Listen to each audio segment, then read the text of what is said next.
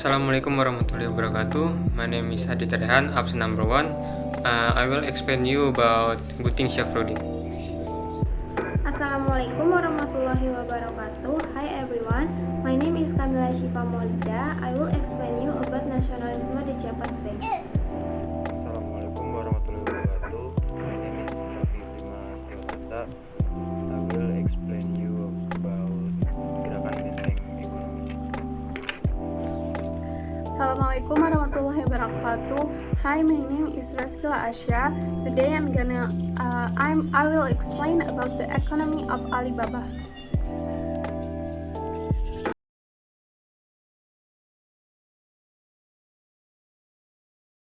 Gunting Syafruddin are policies of cutting the flow of money or centering carried out by the Minister of Finance Syafruddin Prawira Negara.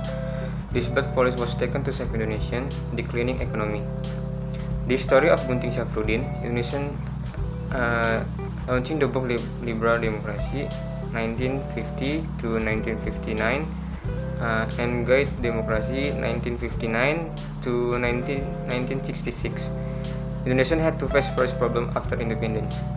After the Netherlands recognized Indonesian sovereignty at the Round Table Conference, Indonesia had to pay 1.5 trillion in foreign debt and 2.8 trillion in domestic debt. The state finances are in deficit. The deficit reached 5.1 billion. Inflation burdened society, expensive price. The government was forced to issue a backdrop to save the economy. Gunting Syafruddin policy objective.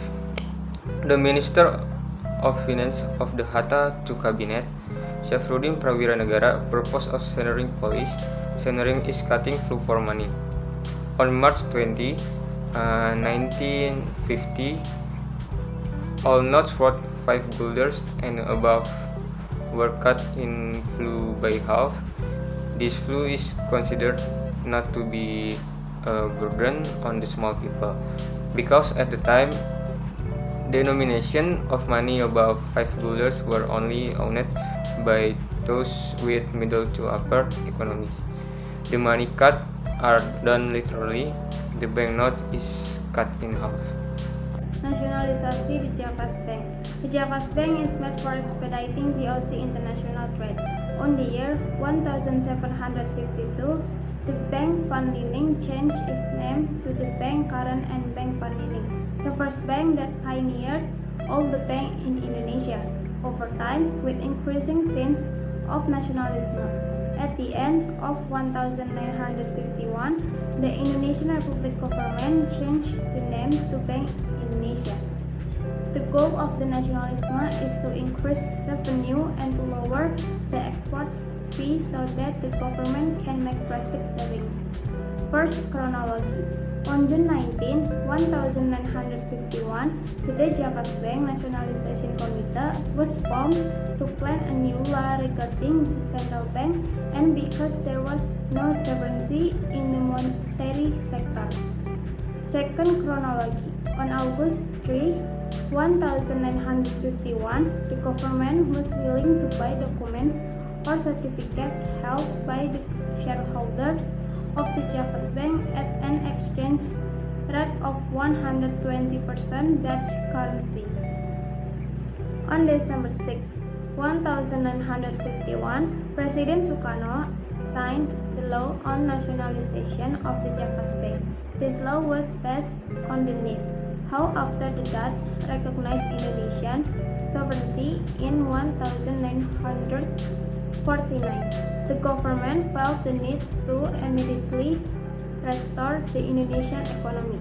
Economic improvement, one of which can be achieved by nationalizing the Java Bank, which controlled the circulation of money in Indonesia. Until finally, on December 15, 1951, the Java Bank officially became the Central Bank of Indonesia, or commonly called Bank Indonesia. Gerakan benteng is an economic system that changed the colonial economic structure into national economic structure. The system was created by Ministry of Trade Sumitro Joyo Hadikusumo, the father of Prabowo Subianto. Gerakan Benteng lasted for 3 years from 1950 until 1953 and ended when the Nazi cabinet was no longer in power. Gerakan Benteng program, which aimed to protect indigenous businessmen, was eventually discontinued because it was deemed a failure. The history of Gerakan Benteng. At the beginning of independence, the Indonesian economy was still chaotic due to the burden. Indonesia is also still in debt to the Netherlands as a result of the Round Table Conference. Not to mention the revolutions and wars that followed. Colonial unequal economy in which the powerful dominate the resources produced ordinary indigenous people find it difficult to achieve prosperity. During the Nazi cabinet, September 1950 until March 1951, the Minister of Trade Sumitro Joyo Hadikusumo also launched the Gerakan Benteng, which began in April 1950. Execution of the Gerakan Benteng. The Citadel movement consists of two policies. First, the Gerakan Benteng privileges indigenous importers. Indigenous importers are granted special import permits. In addition, they also receive foreign exchange quotas at low exchange rates. Second, economic policy is carried out by providing capital credit to entrepreneurs who have had difficulty obtaining loans from institutions such as banks. Throughout the Gerakan Benteng, the government selected indigenous entrepreneurs who would receive assistance. The Alibaba Economic System is an economic work program launched by the Ali Sasio Manjojo I cabinet. The system, initiated by the Indonesian National Party or PNI politician named Iskak Jokro Disurjo, lasted from 1953 to 1955. The aims of this program are to promote indigenous entrepreneurs so that the indigenous entrepreneurs work together to advance the national economy. The growth and development of the indigenous national private entrepreneurs in the context of reforming the colonial economy into a national economy. Advancing the Indonesian economy requires a state of cooperation between indigenous and non-indigenous entrepreneurs. The system can be considered as part of the program The Fourth, which became the work program of the previous Nazi cabinet, which is currently ongoing. The goal is still the same as the Benteng program, which is to build a class of indigenous entrepreneurs through various economic policies. This system is designed to be able to train indigenous people intensively in making entrepreneurs who have skills like Chinese entrepreneurs.